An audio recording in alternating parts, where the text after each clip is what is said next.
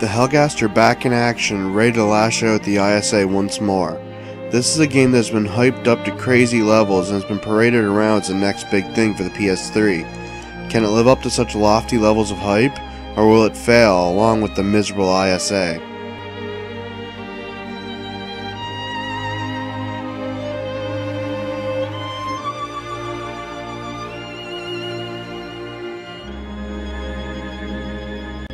The story this time around has you playing as an ISA soldier named Sev. He and his squad are part of the invading force that's attacking the Helghast's own planet. That's basically the extent of the story, as it's just a generic go here, do this, oh no, they blew up that kind of story, which is fine for an FPS such as this, but it's not really worth mentioning. The characters are bland, and the Helghast are once again the most interesting part of the story, seeing as their leader causes them to resemble the Nazis even more. Overall, it's a generic FPS that takes place on a different planet and has you fighting space Nazis that all look like Darth Vader, while you continue to question whether or not you are the real villains. It keeps you pushing forward, but it's hardly the story that's doing it. There could be something interesting here, but it's buried under military stereotypes and has you fighting it as the least interesting side.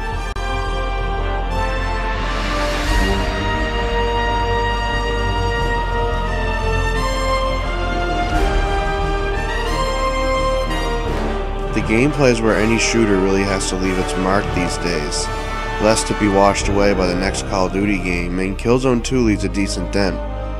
It still functions as your average first-person shooter, but it has a very functional first-person cover system. Cover systems aren't anything new, but first-person ones are usually never used.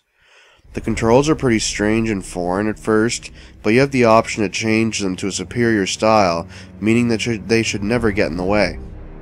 The most noticeable thing about the gameplay is the overall feel of the game. Your character moves slower than most other first-person shooters and feels as if they have weight. This will either make or break the game for you, and I personally found it a great inclusion, and it makes it stand out among first-person shooters. The overall gunplay, on the other hand, lacks punch, though it functions well. The Helghast AI is also not that stupid either, taking cover when needed and knowing when to lob grenades, but that's hardly revolutionary. The levels are designed in a very linear way, always funneling you along into the next big battle or set piece, but it works and it's pretty fun to play and experience.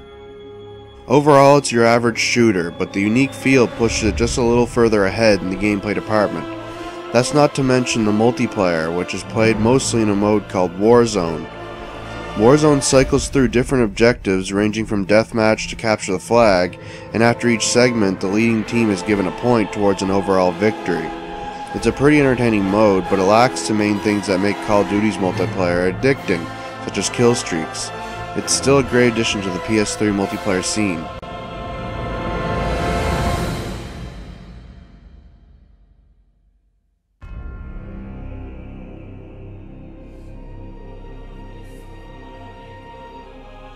The audio is pretty standard for a war game, but with a few standout performances. The voice work is decent, but the show is stolen by the Helghast, and they have great voices, and their leader is by far the best of them all. The sound effects are pretty bland, and the gunfire sounds pretty weak at times, but it's alright on the ears.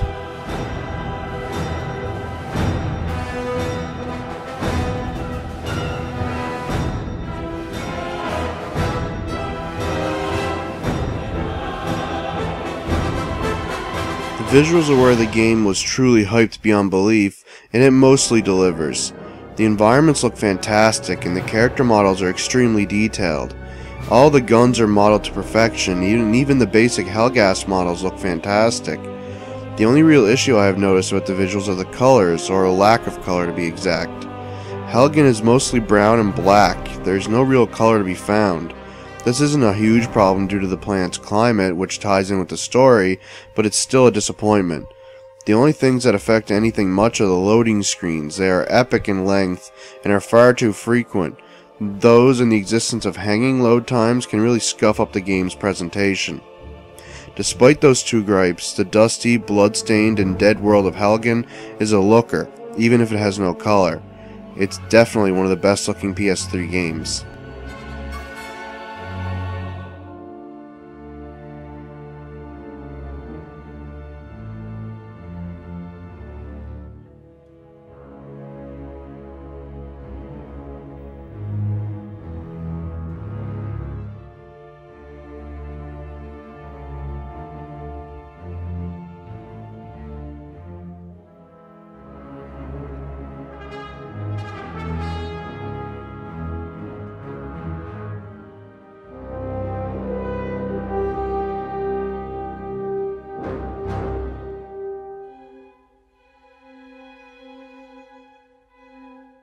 Overall, Killzone 2 is miles better than the original game, which I personally disliked greatly. It doesn't live up to its hype, but its visuals do for sure. If you like shooters and are willing to get weighed down, give Killzone 2 a try. Its weighty feel make it unlike anything out there, and the cover system adds a lot to the basic gameplay, even if it has a bland and meaningless story. The planet Helghast is bombarded with a 7 out of 10.